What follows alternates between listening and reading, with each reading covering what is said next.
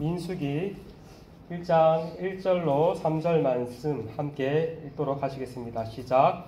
이스라엘 자손이 애굽 땅에서 나온 후 둘째 달 첫째 날에 여호와께서 시내 광야 해막에서 모세에게 말씀하여 이르시되 너희는 이스라엘 자손의 모든 대중 각 남자의 수를 그들의 종족과 조상의 가문을 따라 그 명수대로 계수할지니 이스라엘 중 20세 이상으로 싸움에 나갈 만한 모든 자를 너와 아론은 그 진영들로 계수하되. 아멘. 우리말 성경은 백성들의 수를 세는 기록이라고 해서 민수기라고 제목이 붙여졌는데, 이것은 숫자들이라고 부르는 70인역의 성경에서 유래한 명칭입니다. 그래서 영어 성경도 넘버스라고 부르고 있습니다. 그래서 실제로 민수기에는 인구를 조사하는 기록이 총 2번이 나옵니다. 몇 장과 몇 장이죠? 이건 상식인데, 내가 읽으셨지만 1장에 처음 시작하자마자 1장에 한 번 나오고 나중에 26장에 한 번 더 나옵니다. 1장에서 했던 인구조사는 이스라엘 출애굽 1세대들의 군인수를 조사한 것이고, 26장에서의 인구조사는 그 출애굽 1세대가 광야에서 방황하다가 엎드려 다 죽고 광야에서 태어났던 출애굽 2세대들의 인구를 조사한 기록이 나옵니다. 그 외에도 민수기에는 많은 숫자와 관련된 목록들이 나옵니다. 그런데 히브리서의 민수기의 제목은, 히브리 성경의 민수기의 제목은 또 안에 광야에서입니다. 이 민수기 히브리어의 제목, 히브리 성경의 제목을 통해서 민수기는 광야에서 일어난 이야기구나라는 것을 알 수 있습니다. 특별히 이 밑에 보시면 이 밑에가 이제 오늘날의 시내산 위치라고 알려진 건데, 이것도 정확한 것은 아닙니다. 이 시내산에서 이제 출발해서 이쪽이 이제 모압 평지입니다. 이쪽으로 이제 요단강만 건너면 이제 가나안 땅인데, 이제 모압 평지에 이르기까지 이스라엘 백성들이 40년 동안 광야에서 있었던 이야기가 민수기의 내용입니다. 민수기에는 이게 2번의 인구 조사를 통해서 크게 민수기의 구조를 2부분으로 나눌 수 있을 것 같습니다. 1장에서 25장까지는 출애굽 1세대들의 실패에 관한 내용이고, 나머지 26장부터 36장까지는 출애굽 2세대들의 연약함에도 불구하고 소망이 있음을 살펴볼 수 있습니다. 출애굽을 경험한 출애굽 1세대들은 불순종과 불신앙으로 말미암아 광야에서 방황만 하다가 40년 동안 방황만 하더라 다 엎드려 죽습니다. 그러나 광야에서 태어난 출애굽 2세대들은 그들의 연약함과 불완전함에도 불구하고 하나님의 은혜로 장차 가나안 땅에 들어가게 될 것입니다. 이 민수기의 주제를 한마디로 하면은 저는 이렇게 말하고 싶습니다. 우리 한번 읽어보겠습니다. 시작. 제약된 인간과 신실하신 하나님. 우리는 민수기를 통해서 알 수 있듯 우리 인간이 얼마나 제약된가를 이스라엘의 모습을 통해서 살펴보게 됩니다. 이스라엘 백성들은 하나님의 은혜로 구원을 받았음에도 불구하고 광야에서 끊임없이 하나님을 향해서 원망하고 불평하고 불신앙으로 일관합니다. 하나님께서는 때때로 그들의 그 원망 가운데 심판을 하시지만 그럼에도 불구하고 하나님은 신실하시게 은혜를 베푸십니다. 그래서 민수기의 주제를 제가 딱 한마디로 말하려고 하면은 하나님의 은혜다라고 생각이 되었습니다. 제가 가득한 곳에 은혜가 넘치듯 민수기가 아마 그런 책이 아닌가 생각됩니다. 우리는 지난 시간까지 이제 애굽에서 나온 이스라엘 백성들이 시내산에서 2가지를 받았다고 했습니다. 십계명과 성막에 관한 것을 받고 성막이 완성되는 것을 통해서 출애굽기가 마쳤습니다. 이어지는 레위기 또한 시내산에서, 장소는 시내산입니다. 시내산에서 하나님께 나아가는 법, 특별히 제사에 관한 것과 제사장에 관한 것에 대해서 살펴보았고, 또 거룩한 삶을 살아가는 법에 대해서 살펴보았습니다. 지난주 한 주간 레위기 잘 읽으셨습니까? 다시 시작되는 위기를 잘 극복하셨습니까? 네, 껐떡껐떡 하시는 분도 있고 위기를 극복 안 하시는 분도 있는 것 같은데 아마 좀 어떠셨어요? 좀 레위기 읽으시면서 어려우셨나요? 어려우셨구나. 네. 제가 강의를 준비하면서 최고의 수혜자는 나다. 제가 이렇게 성경 전체를 다시 한 번 더 읽으면서 준비하면서 다시 레위기를 읽으니까 레위기가 결코 어려운 책만은 아니구나 하면서 지난주 되게 은혜를 많이 받았는데 여러분은 아니신 것 같네요. 민수기를 통해서 오늘 살펴보시면서 좀 민수기도 쉽지 않습니다. 근데 조금 성경 읽기에 은혜가 되었으면 좋겠습니다. 이 민수기 처음 시작할 때도 이제 10장 이전까지는 장소는 여전히 시내산입니다. 시내산에 도착한 지 이제 1년이라는 시간이 흘렀고 민수기는 하나님이 모세를 부른 것으로 시작합니다. 우리 앞서 읽었듯이 민수기 1장 1절에서 3절 한 번만 더 읽으시겠습니다. 시작. 이스라엘 자손이 애굽 땅에서 나온 후 둘째 달 첫째 날에 여호와께서 시내 강야 해막에서 모세에게 말씀하여 이르시되 너는 이스라엘 자손의 모든 해 중 각 남자의 수를 그들의 종족과 조상의 가문을 따라 그 명수대로 계수할지니 이스라엘 중 20세 이상으로 싸움에 나갈 만한 모든 자를 너와 아론은 그 진영별로 계수하되. 하나님께서는 본격적으로 강야 행군을 하기에 앞서 20세 이상 싸움에 나갈 남자의 수를 계수하라라고 말씀하십니다.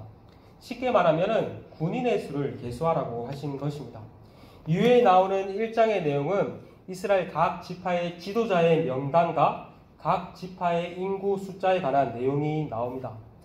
성막에 봉사했던 레위 지파를 제외하고 계수된 자가 총 60만 3,550명이었습니다. 우리나라의 군인의 수가 대략 몇 명인 줄 아십니까? 약 50만 명이라고 합니다. 그에 비하면은 이스라엘의 숫자는 군인의 숫자는 60만이니 결코 적은 수가 아님을 알 수 있습니다. 이 민수기의 전반부를 읽다 보면은 이런 말이 거듭 나옵니다. 여호와께서 모세에게 말씀하셨다. 여호와께서 말씀하셨다. 민수기 시작도 여호와께서 말씀하신 것으로 시작하며 전반부를 읽어보시면은 여호와께서 말씀하셨다라는 말이 거듭 반복됨을 알 수 있습니다. 위에 1장 19절을 보시면 여호와께서 모세에게 명하신 대로 다 계수했다라고 되어 있고 1장 마지막 절인 54절을 보시면 이스라엘 자손이 하나님께서 모세에게 명하신 대로 그대로 행해야 했다라고 말을 하고 있습니다. 민수기의 전반부를 보면 이스라엘은 하나님의 말씀을 듣고 그 말씀을 따라 철저히 순종함을 알 수 있습니다. 그럴 때 모든 것들이 체계가 잡히고 질서가 잡히게 됨을 보게 됩니다. 2장의 첫 시작도 여호와께서 모세와 아론에게 말씀하신 것으로 시작합니다. 2장에서는요 하나님께서 진영을 어떻게 배치하고 또 이동할 때 행군할 때 어떻게 이동할지에 관해서 간략하게 말씀하십니다. 이스라엘이 이제 여기 보면 이제 멈췄을 때 진영을 어떻게 배치해야 하라고 말씀하셨는데 해막이 성막이죠. 하나님의 임재를 상징하는 성막을 중심으로 가까이에는 레위 지파가 이렇게 동남서북으로 있고 또 레위 지파 밖에서 이제 이스라엘의 동쪽 세 지파, 남쪽 세 지파, 서쪽 세 지파, 북쪽 세 지파씩 총 이렇게 이스라엘 지파들이 성막을 중심으로 이렇게 진을 치었음을 알 수가 있습니다. 그를 통해서 우리는 이스라엘 백성들이 하나님 중심적으로 살았다라는 것을 알 수 있습니다. 혹시 고신에 SFC 출신 있으세요? SFC라는 청소년, 대학생 그런 운동단체가 있는데 SFC의 모토가 뭔지 아십니까? 모르세요? 대충 다르셨나요? 죄송해요. SFC의 모토가 하나님 중심, 교회 중심, 성경 중심. 기억나시죠? 이스라엘 백성들 또한 이렇게 성막을 중심으로 이렇게 진을 침으로써 하나님 중심, 교회 중심, 말씀 중심으로서 모였음을 알 수가 있습니다. 우리도 마찬가지인 것 같습니다. 하나님 중심으로 사는 삶, 하나님의 인도함을 받는 삶이 중요한 것 같습니다. 그리고 2장에는 조금 작게 나오고 이제 10장에 보면 이제 이스라엘이 이제 행진을 할 때 어떻게 행진을 해야 되는지 하나님께서 자세하게 알려주시는데 가장 먼저 무엇이 앞서가는지 아십니까? 여기 보시면 고핫 자손이 언약궤를 들고 앞서갔습니다. 약 1km, 여호수아서를 보면 약 1km 앞서 언약궤가 이동했음을 알 수 있습니다.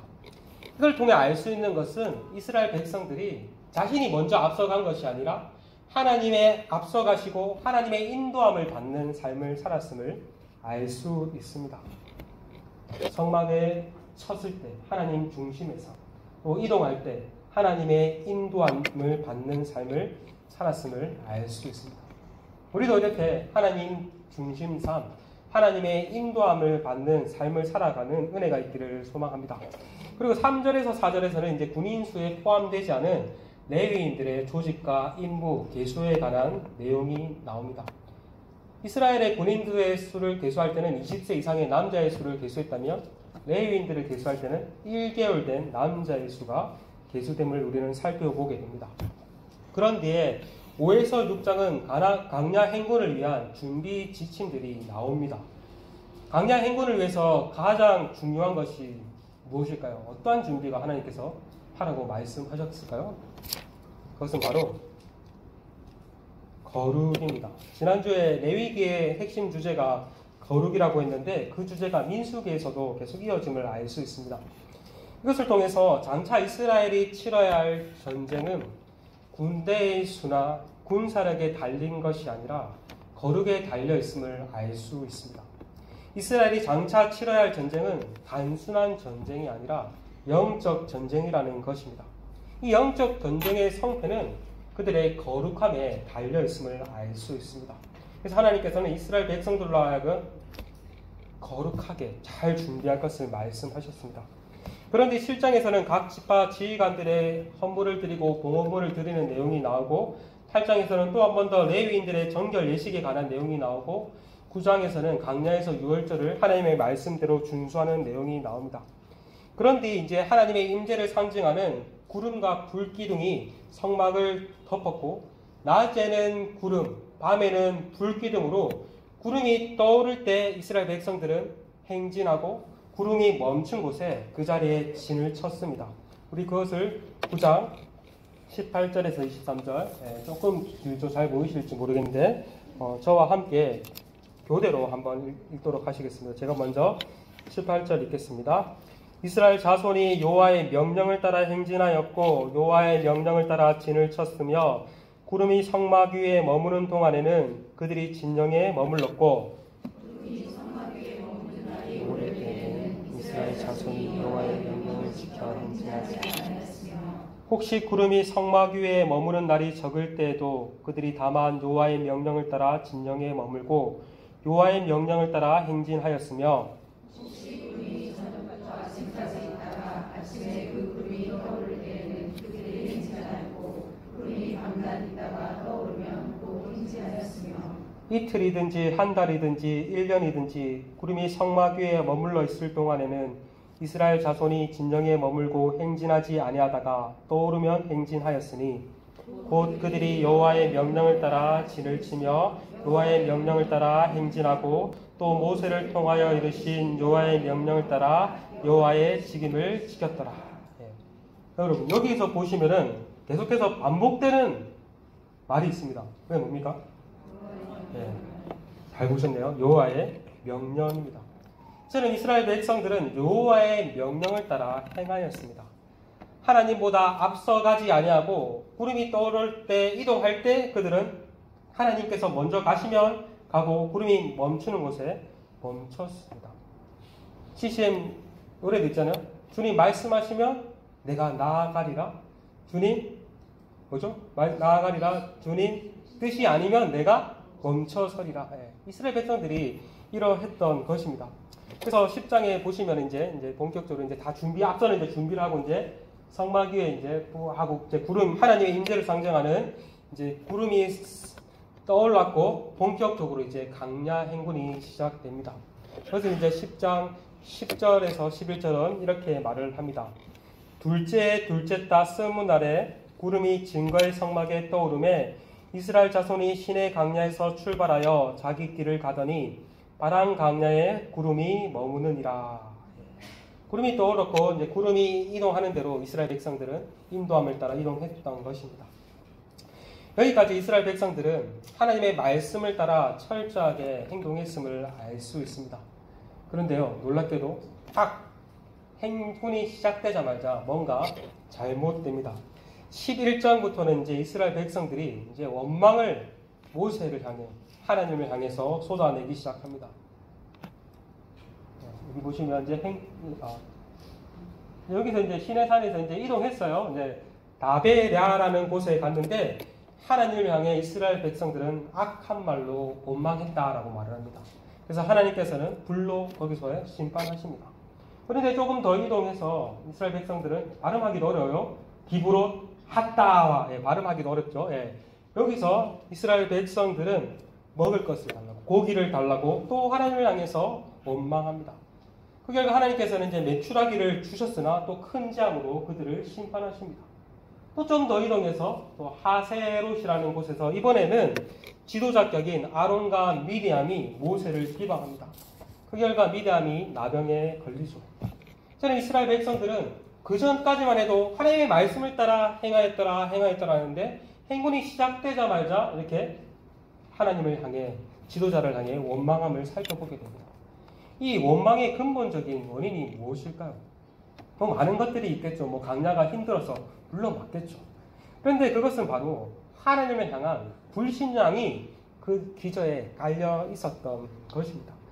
하나님을 온전히 신뢰하지 못했기 때문에 눈에 보이는 그 환경을 바라보며 원망하고 불평하였던 것입니다. 이 이스라엘의 불신앙의 원망이 가장 정점에 달했던 것은 이쪽에 보시면 가데스 바네아라는 곳입니다. 많은 장소들을 다 외우실 필요 없지만 민수기에서 기억해야 할 장소 가데스 바네아입니다. 이 가데스 바네아에서 이스라엘 각 지파별 한 명씩 지도자를 뽑아서 이제 이 가나안 땅이 어떠한 땅인지 살펴보기 위해서 한 명씩 지도자를 선출해서 12명의 정탐꾼을 이 가나안 땅을 조사하도록 40일간 보냅니다. 그래서 이제 12정탐꾼이 이제 돌아와서 40일간 이제 가나안 땅을 다 정탐하고 돌아와서 이스라엘 백성들에게 이제 보고를 합니다. 그런데 어떤 보고를 합니까? 여호수아와 갈렙을 제외한 10명의 정탐꾼들은 일명 메뚜기 보고를 합니다. 그 성읍이 얼마나 튼튼하고 그들이 얼마나 강한지 그들에 비하면 우리는 메뚜기에 불과하다라고 말을 합니다. 그렇기 때문에 우리는 결코 그 땅을 차지할 수 없다라고 말을 합니다. 반면 여호수아와 갈렙은 일명 밥 보고라고 믿음의 보고를 합니다. 그들이 아무리 강하고 그 성읍이 강할지라도 하나님께서 기뻐하시면 우리는 능히 그 땅을 차지할 수 있다. 하나님께서 우리와 함께 하신다. 나아가자라고 말을 합니다. 그들은 우리에 비하면은 밥, 먹이에 불과하다라고 말을 합니다. 이 두 부류의 사람들의 차이는 긍정적인 말을 했냐, 부정적인 말을 했냐, 긍정과 부정의 차이 있지 않습니다. 그들 또한 큰 차이는 믿음에 있었습니다. 나머지 10명은 하나님께서 분명히 그 땅을 주시겠다라고 약속하셨는데 그 약속의 말씀을 믿지 아니하였다. 여호수아와 갈렙은 상황은 그러할지라도 하나님께서 주시겠다고 약속하셨으니 그 약속을 믿음으로 반응하였던 것입니다. 그런데 이스라엘 백성들은 누구의 말을 믿습니까? 여기서도 쪽수가 중요한 것 같습니다. 다수의 말을 믿습니다. 오히려 믿음으로 반응한 여호수아와 갈렙을 돌려치려고 하였습니다. 그래서 차라리 다시 애굽으로 돌아가자라고 원망합니다. 그러니까 하나님께서는 여호수아와 갈렙을 제외한 출애굽 1세대들은 너희들의 말대로 그 약속의 땅에 너희들 들어가지 못할 거야. 너희들이 40일 동안 가나안 땅을 정탐하였듯이 이 40일을 하루를 1년으로 쳐서 40년 동안 광야에서 이제 뺑뺑 돌다가 광야에서 다 엎드려 죽을 것이야 라고 하나님께서 말씀하십니다. 뭐 한 일주일, 2주면은 이렇게 가나안 땅에 들어갈 거리를 그들의 믿음 없음으로 말미암아 이 광야에서 이제 40년, 정확하게 말하면 38년 정도 이렇게 뺑뺑 돌다가 출애굽 1세대들은 광야에서 다 엎드려 죽습니다. 그런 뒤에 이제 계속해서 광야 행진이 진행됩니다. 이스라엘은 하나님의 은혜로 승리를 경험하기도 하지만 또 여전히 실패합니다. 그들은 하나님께서 주신 승리를 맛보고도 하나님을 향해서 또 원망합니다. 그 결과 이번에는 불뱀에 물려 죽는 사건이 발생합니다. 많은 사람들이 불뱀에 물려가지고 이대로 놔뒀다가 계속 죽을 수밖에 없자 그들의 모세에게 요청을 하자 모세는 중보 기도를 하자 하나님께서 모세에게 불뱀 모양의 놋뱀을 만들어 장대에 매달아라. 그 놋뱀을 보는 자마다 살 것이라고 말씀하십니다. 실제로 모세는 이렇게 놋뱀을 만들었고 불뱀 모양의 놋뱀을 본 자들은 살아났습니다. 신약에서 예수님께서는 이것을 인용하시며 이렇게 말씀하셨죠. 우리 한번 다 같이 읽으시겠습니다. 시작. 모세가 강야에 뱀을 든 것 같이 인자도 들려야 하리니 이는 그를 믿는 자마다 영생을 얻게 하려 하심이라. 하나님이 세상을 이처럼 사랑하사 독생자를 주셨으니 이는 그를 믿는 자마다 멸망하지 않고 영생을 얻게 하려 하심이라. 예, 아주 유명한 말씀이 여기서 나왔습니다. 예. 이스라엘 백성들이 장대에 매달린 놋뱀을 본다는 것은 신약으로 치면 신약 백성이 십자가에 매달리신 예수 그리스도를 믿는다는 것을 의미합니다. 예수를 믿는 자는 영원한 생명을 얻을 것이지만 예수님을 믿지 않는 자는 심판을 받을 것이라고 예수님께서 이 민수기의 말씀을 인용하시면서 말씀하신 것입니다. 그런데 이스라엘 백성들은 이제 강야 행군은 40년 만에 이제 모압 평지, 이제 모압 평지라 하면 이제 가나안 땅을 이제 거의 앞둔 가까이 목전입니다. 모압 평지에 이르렀습니다. 그런데 모압 왕 발락은 이스라엘의 많은 수를 보고 매우 두려워합니다. 그래서 발람이라는 마술사를 통해서 이스라엘을 저주하려고 합니다. 그런데 그 계획들이 다 실패로 끝이 납니다. 오히려 발람은 이스라엘을 축복합니다. 이걸 통해서 우리는 이스라엘은 계속해서 실패를 반복하지만 그들을 향한 하나님의 사랑은 변함이 없음을 알 수 있습니다. 그런데 이러한 하나님의 은혜에도 불구하고 이스라엘은 큰 죄악을 저지릅니다. 발람이 이스라엘 사람들을 바알보올에서 유혹하여서 우상 숭배와 음행을 하도록 만들었고 그로 인해서 24,000명이 다 죽임을 당합니다.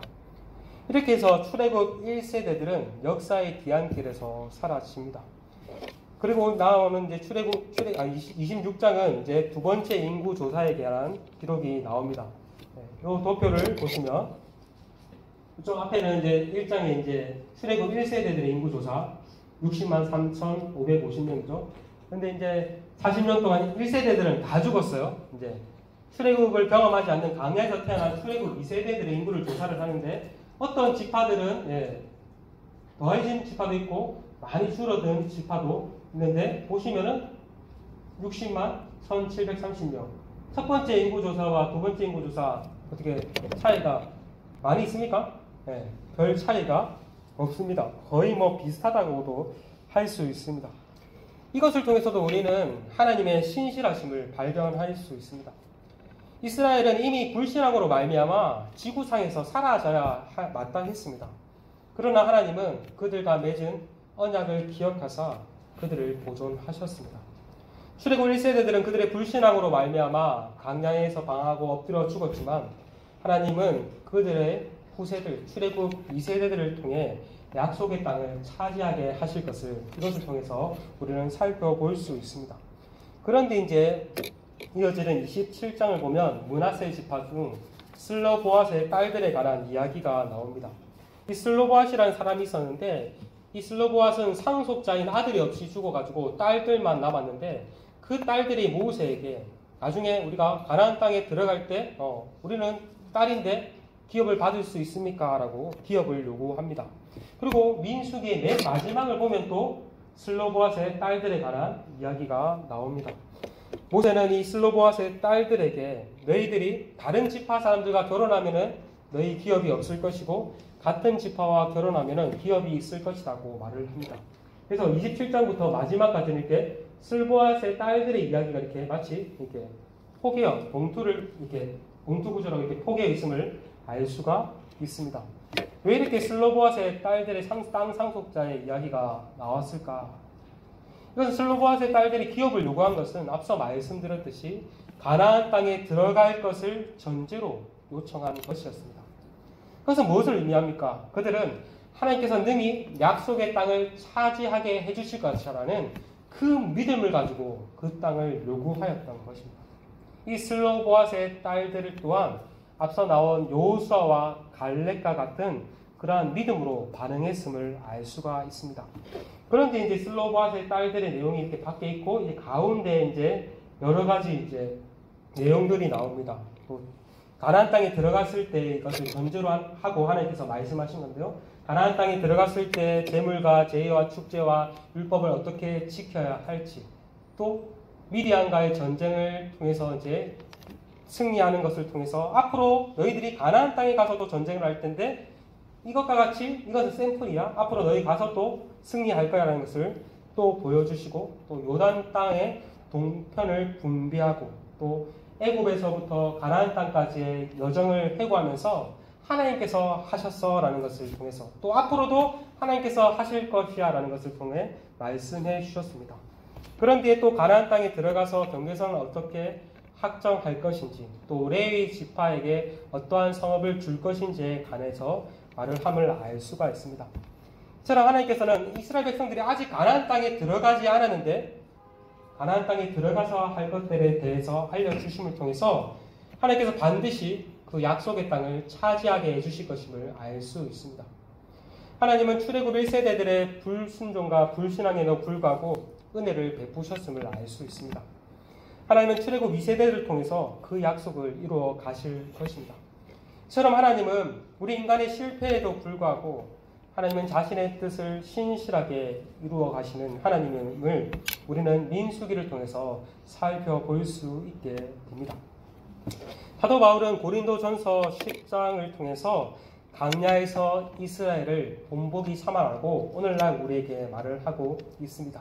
그들의 행위를 본받지 말라고 말씀합니다. 이것을 한번 읽고 오늘 말씀을 함께 마쳤으면 좋겠습니다. 제가 한 절 읽고 여러분 한 절 읽고 조금 작지만 한 절씩 읽겠습니다. 5절입니다. 그러나 그들의 다수를 하나님이 기뻐하지 아니하셨으므로 그들이 광야에서 멸망을 받았느니라. 그들의 악을 즐겨한 것 같이 즐겨하지 그들 가운데 어떤 사람들과 같이 너희는 우상 숭배하는 자가 되지 말라. 기록된 바 백성이 앉아서 먹고 마시며 일어나서 뛰논다 함과 같으니라. 어떤 사람은 인공하다가 왜 인간 생명이나 죽으니 우리는 그들과 같이 은행하지 말자. 그들 가운데 어떤 사람들이 주를 시험하다가 뱀에게 멸망하였나니 우리는 그들과 같이 시험하지 말자. 그들 가운데 어떤 사람들이 원망하다가 멸망을 주는 자에게 멸망하였나니 너희는 그들과 같이 원망하지 말라. 그들에게 일어난 이런 일은 본보기가 되고 또한 말세를 만난 우리를 깨우치기 위하여 기록되었느니라. 그런즉 선줄로 생각하는 자는 넘어질까 조심하라. 네. 바울은 이 민수기를 통해서 이스라엘 백성들의 실패를 통해서 우리에게 본보기 삼아라, 반면교사 삼아라 라고 말을 합니다. 우상 숭배, 음행, 시험, 원망 이것들을 너희는 하지 말라라고 말을 합니다. 여러분, 우리 인생과 우리의 신앙 또한 광야의 여정과도 같은 것 같습니다. 우리는 6월절 어린 양이신 예수 그리스도의 피로 말미암아 하나님의 은혜로 구원을 얻었습니다. 하나님은 우리의 어떠함에도 불구하고 약속의 땅인 천국으로 인도해 주실 것입니다. 그러나 우리는 이스라엘을 보고 주의해야 할 것입니다. 어떠한 상황 가운데 믿음으로 반응해야 할 것입니다. 바라기는 민수기를 통해서 우리 자신의 모습을 점검하며 믿음으로 반응하는 우리 모두가 되시기를 소망합니다.